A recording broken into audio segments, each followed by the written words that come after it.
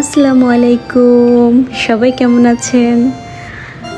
আজকে আমি আপনাদের সামনে নিয়ে আসলাম কি জানেন, পদ্মার রেসিপি। আজকে নিয়ত করেছি যে আমি আজকে নিজ হাতে বাসায় পদ্মার কিছু রেসিপি বানাবো এবং তা খুব মজা করে খাবো। আজকে কেন জানেন রেসিপি আমি বানাচ্ছি? আমার হাজব্যান্ডের রিকোয়েস্টে। সে বলছে আমি আজকে যাতে তাকে বাসায় নিজ হাতে পদ্মার রেসিপি বানিয়ে খাওয়াই। কি করার আর, যেমন কথা তেমন কাজ। আজকের ওয়েদারটা বাইরে খুব সুন্দর ছিল, তাই আপনাদের সাথে একটু শেয়ার করলাম। তারপর আমি এই যে দেখছেন আলু সিদ্ধ বসিয়ে দিয়েছি। আমি আলুগুলো সিদ্ধ করে নিচ্ছি ভর্তা বানাবো বলে। আলুর ভর্তা তো অনেকেরই খেতে ভালো লাগে, আমার অনেক বেশি। আপনাদের কেমন লাগে অবশ্যই কমেন্টে জানাবেন। এদিকে আমার ভাত হয়ে গেছে, ভাত হয়ে যাচ্ছে, অলরেডি আলু হয়ে গেছে। এদিকে আমি সব রেডি করে নিয়েছি যা যা আজকে আমি তা রেসিপি বানাবো। এদিকে মাছ, আমার ভেবের খিচুড়ি, ভর্তার কিছু রেসিপি, শুটকি সব অলরেডি। এদিকে আমি কড়াইতে তেল দিয়ে দিচ্ছি, কারণ আমি কি বাজবো জানেন? ইলিশ মাছ, পদ্মার ইলিশ। সবার কীরকম লাগে পদ্মার ইলিশ খেতে অবশ্যই আমাকে কমেন্টে জানাবেন। ফাইনালি মাছগুলো আমি একে একে সব দিয়ে দেব। মাছগুলো দেখতে খুব লোভনীয় লাগছে, তাই না? কার কার ইলিশ মাছ খেতে ভালো লাগে? আমার ভালো লাগে, বাট আমি সবসময় খেতে পারি না, আমার একটু অ্যালার্জি সমস্যা আছে, তাই। সবার তো একই সমস্যা না। অবশ্যই অনেকে ইলিশ মাছ খেতে ভালো লাগে। আমরা বাঙালি, অবশ্যই আমাদের ইলিশ মাছ খেতে ভালোই লাগবে, কারণ আমাদের ইলিশ মাছ হচ্ছে আমাদের মাছের সেরা মাছ। কিন্তু আমাদের দেশে ইলিশ মাছের অনেক দাম, প্রচুর দাম। আমাদের মন মতো আমরা ইলিশ মাছ খেতে পারি না। এদিকে আমার বেবির খিচুড়িটা হয়ে যাচ্ছে। প্রতিদিনই আমার বেবিকে আমি একটা ভালো খিচুড়ি খাওয়াই।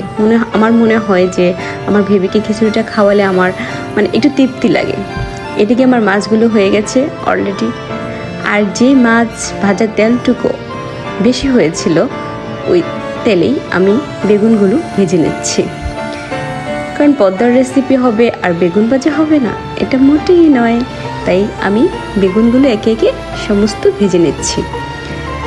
অলরেডি আমার বেগুনগুলো হয়ে আসছে, আমি বেগুনগুলোকে অলরেডি নামিয়ে ফেলেছি। বেগুনগুলো দেখতে কেমন হয়েছে, বেগুন ভাজিগুলো অবশ্যই আমাকে তাও জানাবেন। তারপর আমি ভর্তা বানাবো, এর জন্য আমি এখানে লটকা শুটকি ভেজে নিচ্ছি আমার বিখ্যাত কড়াইতে। অনেক আগের কড়াইটা এটা আমার। আমি যখন থেকেই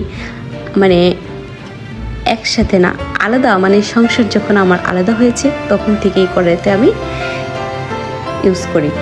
এদিকে আমার ভর্তাগুলো অলরেডি হয়ে যাচ্ছে, আমি রেডি করে ফেলেছি। এখানে আমি কিছু সরিষার তেল অ্যাড করে দিচ্ছি। ভর্তা হবে আর সরিষার তেল দেওয়া হবে না, এটা কিন্তু কখনোই হয় না। অলরেডি আমার ভর্তাগুলো রেডি। সবাই বলবেন ভর্তাগুলো কেমন হয়েছে। এদিকে আমি ইলিশ মাছের লেজ দিয়ে ভর্তা বানাচ্ছি। এটা আমি কারোর সাথে শেয়ার করিনি, এখন শেয়ার করলাম। অবশ্যই বলবেন যে ইলিশ মাছের ভর্তা, লেজ ভর্তা কার কার পছন্দ। এই পদ্মার রেসিপিতে ইলিশ মাছের লেজ ভর্তা হবে না, এটা হয়। এদিকে আমি লটকা শুটকির ভর্তা পাটাতে পিষে বানাচ্ছি নিজ হাতে। সবাই বলবেন অবশ্যই কার কার লটকা শুটকিও খেতে ভালো লাগে।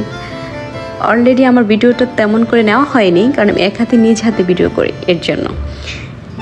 অলরেডি আমার ভর্তা হয়ে গেছে। এই যে এদিকে আমার ইলিশ মাছ, তারপর বেগুন ভাজা, তারপর আলু ভর্তা, এদিকে আমার লটকা শুটকির ভর্তা, ইলিশ মাছের লেজের ভর্তা, ভাত। ওয়াও, দারুণ রেসিপি। আজকে পেট ভরে ভাত খাবো। কার কার খেতে ভালো লাগে অবশ্যই আমাকে কমেন্টে জানাবেন, এবং আমার ভিডিও পেতে অবশ্যই আমার ভিডিওটি সাবস্ক্রাইব করে রাখবেন। অবশ্যই আমার ভিডিও পেয়ে যাবেন। আল্লাহ হাফেজ।